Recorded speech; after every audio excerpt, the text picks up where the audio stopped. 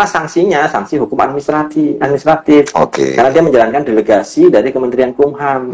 Ya. Oh, dia tanda tangan di Jakarta padahal di Jawa Barat kena sanksi. Kena sanksi. Ya. Bisa kena sanksi. Kenapa? Karena pelanggaran Verliden itu, pelaksanaan jabatan untuk pembuatan aktanya di luar wilayah jabatan, itu sudah melanggar tentang otentisitas akta. Ya, gitu loh. karena kalau di luar jabatan akan menurunkan satu tingkatan jadi di bawah tangan. Oke. Itu contohnya begitu ya. Tadi sempat bahas masalah rangkap jabatan, ya kan? Nah, merangkap jabatan sebagai pegawai negeri pasti nggak boleh. Ya iyalah. Pada saat dia daftar, dan pasti ada pernyataan tidak sebagai ASN, kan. Nah, bahkan pejabat negara ini bukan hanya ASN, anggota dewan itu pejabat negara. Oh gitu. Oh iya, jadi pada saat DPR, MPR, DPRD itu pejabat negara. Oke. Jadi pada saat dia memosisikan dan dia terpilih menjadi anggota dewan, maka otomatis dia harus cuti, nggak boleh merangkap jabatan, gitu ya. Nah, kemudian sebagai advokat nggak boleh. Ya. Nah, itu ada kasus tuh kemarin dalam penelitian mahasiswa saya ketemu tuh di wilayah Jawa Timur, kena tuh dua-duanya, notaris administratif dan sanksi itu. Jadi di notaris merangkap advokat. Advokat ada itu. Ya. Karena yang rame advokat bukan notarisnya. Karena saya kenal lagi. Lanjut. Ya, kemudian merangkap jabatan sebagai pimpinan atau pegawai badan usaha milik negara (BUMN) ya. Badan usaha milik daerah atau badan usaha swasta. Ya, merangkap jabatan sebagai pemilik. Merangkap jabatan sebagai pemimpin. Pemimpin berarti bisa direktur utama, direktur, manajer, nggak boleh dong?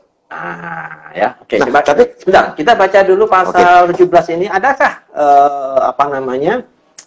penjelasannya? Jadi karena penafsiran tadi, nanti kita bicara subjektif objektif, ya. Nah, kalau subjektif itu apa kata pembentuk undang-undang, tafsiran dari pasal itu tertuang dalam penjelasannya. Nah, kita baca penjelasan pasal 17 tadi, ya kan? Nah, tentang rangkap jabatan itu ada tidak? Sebentar ya. Pasal 16, pasal 17. Ternyata pasal 17 ini mengatakan cukup jelas. Jelas lah. Cukup jelas. Jelas banget kok. Berarti tidak perlu ada penafsiran lain-lain. Berarti jelas 3 tahun. Kalau sampai timbul dispute, ya, maka nanti kewenangan dari majelis hakim untuk memutuskan. Iya. Ya iyalah, tidak merangkap jabatan menjadi pimpinan di sebuah perusahaan, kan jelas banget. Pimpinan perusahaan kan ada tingkatannya, ada direktur utama, komisaris, direktur utama. Di bawah dikit ada direktur, bawah dikit ada manajer, bawah dikit staff. Kan gitu. Jelas itu Bang, nggak perlu ditafsirkan lagi. Oke, jelas berarti kan? Nah, jadi itu maksudnya ke DKP, MPP atau MKN. Nah, ini undang-undang jabatan notaris. Berarti MPP. Ya, berarti majelis pembina dan pengawas notaris. MPP. Majelis pengawas notaris. MPPN tadi ya. MPN tadi ya. MPN. Maka dengan MPD-nya, MPW-nya, dan MPP-nya nanti itu mekanismenya ya. Mekanisme tahapan-tahapannya. Bisa aktif, bisa atas laporan. Sanksinya apa? Nah, kalau terbukti kayak waktu di Jawa Timur kan ada sanksinya tuh. Ada sanksi. Terbukti dia merangkap sebagai advokat. Iya. Di sanksi administratif pencabutan SK-nya dia. Hukum administrasi itu. Diberhentikan dengan tidak hormat. Dengan tidak hormat. Karena ada delik pidana juga. Ada delik pidananya, ada pelanggaran rangkap jabatannya. Itu kalau ada rangkap jabatan, ada delik pidana. Ya tergantung majelis nanti keputusannya apa. Nah, kalau tidak ini kita baca. Tadi MGD menanyakan sanksi. Pasal 17, sanksinya tertuang di ayat 2. Pelanggaran sebagaimana ketentuannya dimaksud pada ayat 1 dapat diberikan sanksi berupa A, B, C, D. Ada tingkatannya. Ada tingkatannya. Peringatan tertulis, pemberhentian sementara, pemberhentian dengan hormat, dan yang terakhir adalah pemberhentian dengan tidak hormat. Sebagai notaris ya. Oh, berarti teguran lisan dulu. Ada sanksi-sanksi ini, nanti lembaga mana yang akan memutuskan. Nah, itu pasal 67 sampai 81. Ada tupoksinya itu. MPD, kemudian MPD melihat ada pelanggaran ini, direkomendasikan kepada MPW, MPW memberikan sanksi. Nah, kalau sifatnya pemecatan, MPW ngasih ke MPPN, ya, Majelis Pengawas Pusat, nanti pengawas pusat memberikan kepada menteri, menteri lah yang mengeluarkan SK-nya untuk pemberhentian. Iya, memecat gitu. atau tidak. Ya, memecat atau hanya memberikan peringatan. Nah, itu di level MPW misalnya, gitu. Nah, kan itu ada tingkatan MPPD, MPPW, MPPN, MPW dan MPPN, kan? Nah, kalau masih tingkatan dasar di daerah lah, MPPD itu biasanya teguran lisan atau sudah ada berupa rekomendasi? Dia memberikan rekomendasi kepada MPW. Ya dibaca aja lah pasal itulah. Ya, itu ada tupoksinya, ada tupoksinya. Nah, terus bagaimana? Ini UUJN. Betul. UUJN sanksi administratif tadi. Ya, kenapa sanksi administratif? Sampai di tahapannya itu sampai diberhentikan dengan tidak hormat sebagai notaris. Sebagai jabatan notaris. Dia. Ya, iya dicabut. Berdasarkan SK Menteri nanti. Menteri mengeluarkan surat keputusannya memecat yang bersangkutan karena pelanggaran itu ada karena dia merangkap sebagai kan? Misalnya dia merangkap sebagai manajer berdasarkan hasil masukan dari tadi MPD, MPW dan MPP tadi ceritanya begitu. Iya.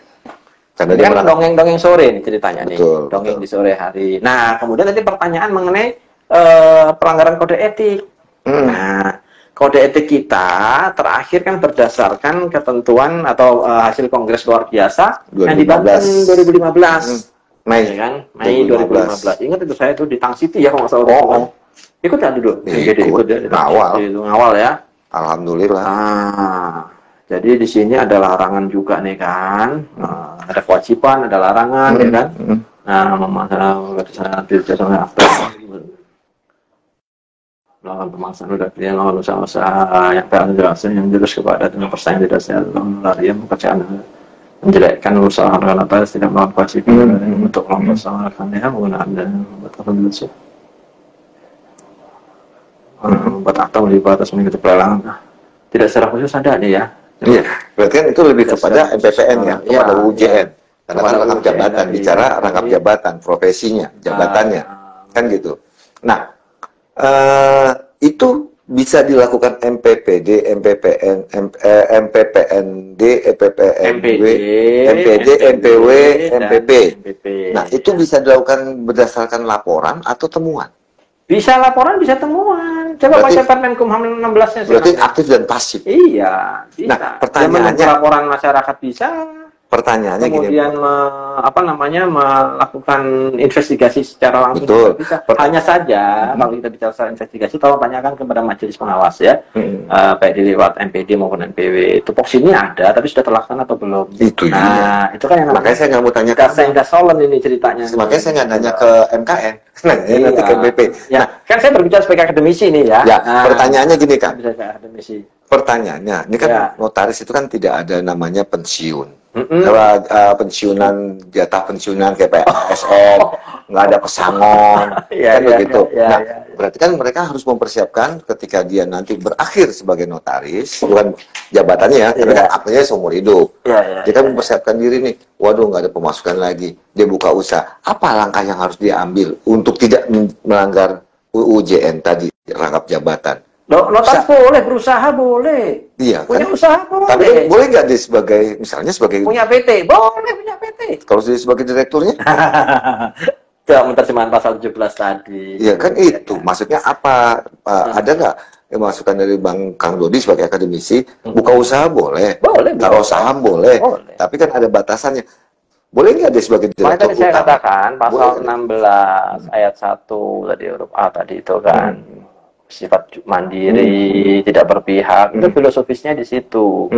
Jadi kenapa notaris itu tidak boleh merangkap jabatan, baik dari pimpinan badan usaha milik negara maupun swasta, BUMD maupun swasta, ya kan, supaya tidak terjadi konflik of interest, contohnya, gitu kan.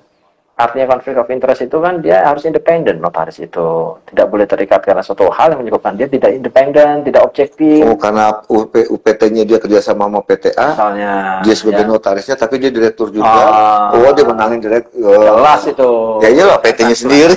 Masa nggak mau untung ke PT-nya. Ini baru dari sisi undang-undang lex spesialis ya notaris. Belum dari undang-undang yang lain, nanti monopoli misalnya, ya. Nah, ya pasti mau monopoli jatuhnya, dibikin lagi, dibikin lagi. Walau-walau lah ke sana ya, itu kan butuh kajian. Berarti itu emang harus dihindari ya. Boleh buka, tapi jangan sampai masuk di dalam kepemimpinan perusahaannya.